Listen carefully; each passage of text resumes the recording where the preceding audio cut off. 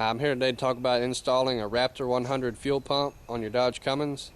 The lift pump in my truck went out not long ago, and I was looking around at different options, and I couldn't find anything on YouTube about installing a Raptor pump, and that's the way I was kind of leaning to. So after I got mine installed and saw how easy it was, I figured I'd go ahead and post up a video to just let everybody know.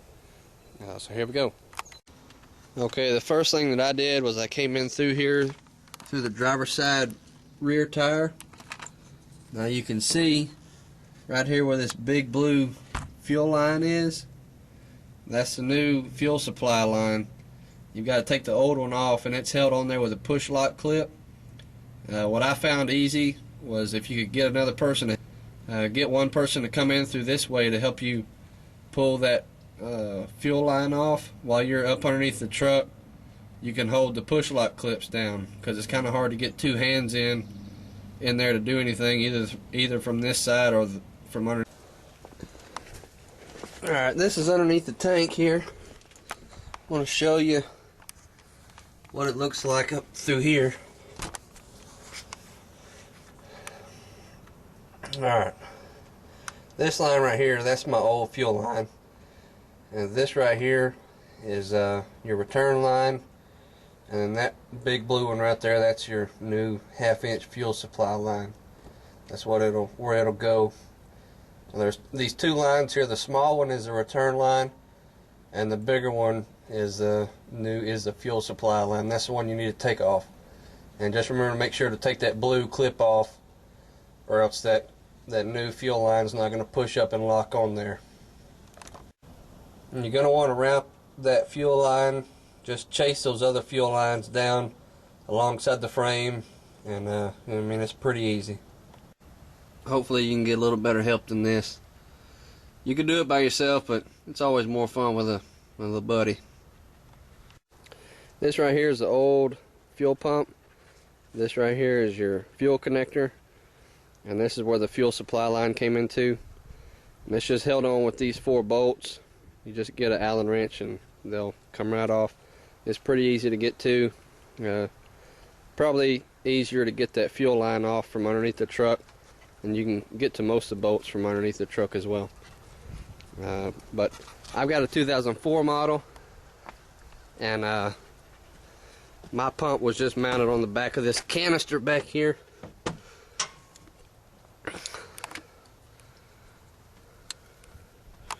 Right down there, you can see where that canister is, and it mounts to the back of it. You can see that blue fuel line coming up to it. Raptor sends you with a little adapter. You just mount it to the back of the fuel canister there where the fuel pump went. Make sure you save 2 of your bolts, because you're going to need them to mount this adapter on there. Once you get that put on there, that fuel line just clips on there. You'll hear it click onto that little push lock. You'll hear it click on there, and then just run the rest of your line down to your pump, and we'll go down there and I'll show you how I mounted it. Alright, to mount the pump, all you do is they give you a plate to mount it on. Now I had to use a spacer that they supply and mount that in between the plate and the pump. That gives you clearance of these other lines that are running along your frame rail. Once you get the pump mounted on that plate, you stick another plate on the back side of the frame rail, and you basically bolt those 2 plates together. You've got 2 bolts that run over the frame, and you've got 1 bolt down here that runs under it. You just tighten down on those, and then your pump is on there. It's not going anywhere. Now you'll notice whenever you get your pump, you'll have these little red plastic caps on either side of them. You just pull those off. Those are just little dust caps to keep junk from getting inside the pump. So, just pull those off. And make sure on your inlet side right here, inside the pump, there's a little screen to catch any trash that's coming in down the line to keep it from getting into your pump. You'll want to check and make sure that that's there. Then once you've got all that dealt with, these little push lock fittings, they just screw up in there. You've got one on this side, and you've got another one on your outlet side. Now on these push lock fittings, they've got this little white plastic cap in those, and you just twist and pull those off. They're just there to protect stuff. Now here's my 1/2-inch fuel line coming from the tank, and where I mounted my pump, this fuel line, it was just the right length, and you just push it right in here. I didn't have to cut it or anything. Now on this side, that's running from my pump up to my fuel canister, I had to splice it right here because I had way too much fuel line.